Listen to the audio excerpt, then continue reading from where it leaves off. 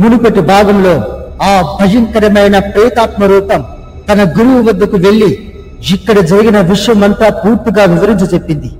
ఆ మాటలు విన్న ఆ అశుచిక మాంత్రికుడు ఎలాగైనా సరే ఆ ప్రేతాత్మ గర్భంలో ఉన్న బిడ్డను తనవశం చేసుకోవడానికి నేరుగా తన గృహ నుంచి ఆకాశంలో ఎగురుకుంటూ వస్తూ ఉన్నాడు. సరిగ్గా అదే సమయానికి ఈ మంత్రాలతో పాటు ప్రేతాత్మ కూడా నేరుగా గాల్లో ఎగురుకుంటూ ఆ బావి వద్దకు వచ్చాడు. ఆ బావిలో పడి ఉన్న ఆ ప్రేతాత్మ యొక్క శవాన్ని చూసి ఈ మంత్రాలవ్వ ఇలా అంటూ ఉంది, అరే, ఈ శవంలో ఉన్న బిడ్డ ఇంకా ప్రాణాలతో సజీవంగానే ఉండడం అసంభవం. కానీ దీనికి ఏదో శక్తి గట్టిగానే ఉంది. అందువల్లే నీ దగ్గరికి వచ్చి మాట్లాడిన ఆ యొక్క భయంకరమైన పిశాచి ఈ బిడ్డను తన వశం చేసుకోవడానికి ప్రయత్నిస్తుంది. అలా జరిగితే ఈ శక్తి ఆ పిశాచికి అంకితమైపోతుంది. ఎట్టి పరిస్థితుల్లోనూ అది జరగడానికి వీలులేదు. నీ గర్భాన్ని ఇప్పుడు నేను దాలుస్తాను, నేను మోస్తాను. నీ బిడ్డని కాపాడి ఈ సృష్టిని మొత్తాన్ని నేను కాపాడుతాను. ఓం క్రీం మంత్ర రూపిణి, ఓం క్రీం మాయాశక్తిని, ఓం క్రీం ఆత్మ శిశు గర్భని అని మంత్రాలు చదవగా ఆ శవం యొక్క గర్భంలో ఉన్న బిడ్డ నేరుగా ఈ మంత్రాలవ్వ గర్భంలోనికి ప్రవేశించింది. మంత్రాలవ్వ ఆ భయంకరమైన మంత్ర జపంతో తను ఇప్పుడు గర్భం దాల్చింది. అది ఎంత చూసిన ఈ యొక్క ప్రేతాత్మ మంత్రాలవ్వతో ఇలా అంటూ ఉంది, అమ్మా మంత్రాలవ్వ, నువ్వు చేసిన ఈ సహాయానికి నేను ఎప్పుడూ రుణపడి ఉంటాను. నీ దయ వల్ల ఇప్పుడు నా బిడ్డ బ్రతుకుతాను. ఖచ్చితంగా ఎప్పటికైనా సరే నేను నీకే మళ్ళీ వచ్చి సేవలు చేస్తాను. అమ్మా, నువ్వు నా బిడ్డను జాగ్రత్తగా కాపాడితే చాలు. అంతకు మించి నాకు మరొక కోరిక లేదు. నేను ఎలాగా మరణించాను. నా అత్త మామలతో పాటు నా భర్త కూడా నన్ను మోసం చేసి అతి కిరాతకంగా చంపేశాడు. ఇక నాకు ఎటువంటి బాధ లేదు. ఇక హాయిగా పైలోకానికి వెళ్ళిపోతాడు అని ఆ ప్రేతాత్మ మంత్రాలతో చెబుతూ ఉంది. ఆ మాటలు విన్న ఈ మంత్రాలవ్వ ఆ ఆత్మతో ఇలా అంటూ ఉంది, అమ్మా, నువ్వు కంగారు పడవలసిన పని ఏమీ లేదు. నీకు వచ్చిన మరణాంతంలోనికి వక్రీకరించలేదు. అది బలవంతంగా నీపై జరగబడిన హత్యాయత్నం. అందువల్ల నీకు మరణం ఇక పూర్తిగా సంభవించలేదు. వచ్చే అమావాస్యలోపు నిన్ను ఖచ్చితంగా బ్రతికించి తీరుతాను. అంతవరకు నువ్వు నా దగ్గరే, నా గృహలోనే ఉండు. మంత్రోచ్చరణతో నీ ఆత్మ పరిస్థితి గావించి నీ యొక్క శరీరంలోనికి ప్రవేశపెడతాను. నిన్ను తిరిగి మరలా బ్రతికిస్తాను. ఇదే ఈ మంత్రాలవ్వ నీకు ఇచ్చే బహుమానం అని ఈ మంత్రాలవ్వ ఆ ఆత్మతో చెప్పింది. ఆ మాటలు విన్న ఆ ప్రేతాత్మ చాలా సంతోషపడి ఆనందంతో ఈ మంత్రాలవ్వతో ఇలా అంటూ ఉంది, అవ్వా అవ్వా, నీకు పాదాభివందనాలు. అందుకే అందరూ మంత్రాలవ్వ చాలా మహిమ గలది, ఖచ్చితంగా నీకు సహాయం చేస్తుందని నాకు చాలా మంది చెప్పారు. అరే అవ్వ, నీకు ముఖ్య విషయం చెప్పడం మర్చిపోయాను. నీ యొక్క అనుచరుడైన పొట్టు దెయ్యంలో ఒక పొట్టు దెయ్యం ఇప్పుడు ఊరి చివరన ఒక బందీగా మారిపోయి ఉన్నాడు. అతను ఇప్పుడు ఒక శిల్పంలా మారిపోయి ఉన్నాడవ్వా. అతని గుండెలకి ఏదో ఒక కత్తి గుచ్చి ఉంది. ఆ కత్తి తీరని ప్రయత్నించనే గాని నా వల్ల కావడం లేదు. అవ్వ, త్వరగా వెళ్ళి నీ అనుచరుని కాపాడదామవ్వా, త్వరగా పదవ్వా అని ఈ ప్రేతాత్మ మంత్రాలతో చెప్పింది. ఆ మాటలు విన్న మంత్రాలవ ఒక్కసారిగా ఆశ్చర్యపోయి ఆ ఆత్మతో ఇలా అంటూ ఉంది, అరే ఏమిటి, నా అనుసరుడైన పొట్టు దెయ్యం ఇప్పుడు ఆపదలో ఉన్నాడా? అరే ఎంతటిది పరీక్ష! ఇంతవరకు నాకు పొట్టు దెయ్యంలో ఉన్న ఆ మరొక డింబకులు నాకు ఎందుకు తెలియచేయలేదు? అరే ఒరే డింబక, ఎక్కడే ఉన్నావు? వెంటనే నా ముందుకు ప్రత్యక్షమవ్వు అని ఈ మంత్రాలలో గట్టిగా అనవగా ఒక్కసారిగా మరొక పొట్టు దెయ్యం నేరుగా ఈ మంత్రాల ముందుకు ప్రత్యక్షమైంది. మంత్రాలతో ఆ పొట్టు దెయ్యం ఇలా అంటూ ఉంది, మంత్రాలవకి వందనాలు. అవ్వా చెప్పావా, ఎందుకు అంత తొందరగా గాబరాగా పిలిచావు? ఏదైనా పని పడిందా అని ఆ పొట్టు దెయ్యం మంత్రాలతో అడగగా ఈ మంత్రాలవ్వ ఇలా అంటూ ఉంది, ఒరే మూర్ఖుడా, నీతో పాటు తిరిగే నీ సోదరుడు అభంగుడు ఏడి? వాడి పరిస్థితి ఏంటో నీకు తెలుసా? ఈ ఆత్మ చెప్పినా సరే నువ్వు ఎందుకు పట్టించుకోలేదు అని ఈ యొక్క మంత్రాలవ్వ ఆ పొట్టుదయ్యాన్ని అడుగుతూ ఉంది. ఆ మాటలు విన్న పొట్టుదయ్యం గట్టిగా నవ్వుతూ మంత్రాలవ్వతో జిను అంటూ ఉంది. అరే మంత్రాలవ్వ, ఏమిటి నువ్వు కొత్తగా కనిపిస్తున్నావు? నీకు గర్భం వచ్చినట్టుందేంటి?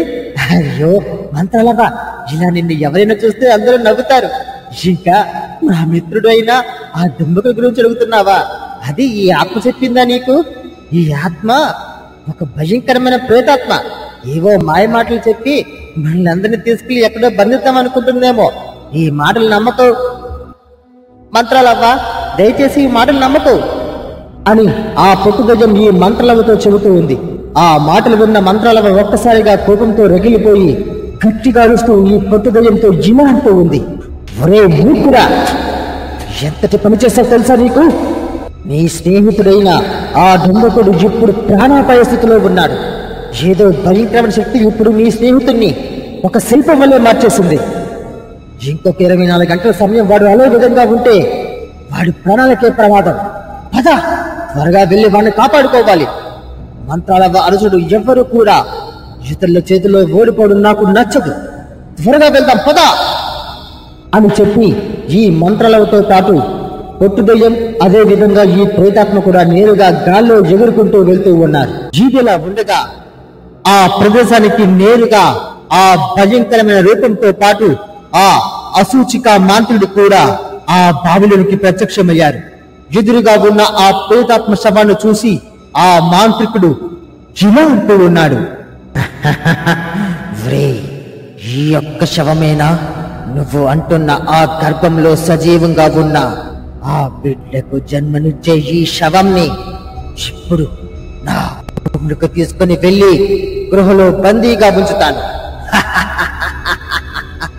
నువ్వు అన్నట్లు ఈమె గర్భంలో శిశువు ఉన్నదో లేదో గృహలోనికి తీసుకుని వెళ్ళి పరీక్షించాలి అని ఆ యొక్క అసూచిక మాంత్రికుడు తన అనుచరుడితో చెబుతూ ఉన్నాడు. ఆ మాటలు విన్న ఆ భయంకరమైన రూపం ఆ మాంత్రికుడితో ఇలా అంటూ ఉంది. ప్రభు, తప్పకుండా.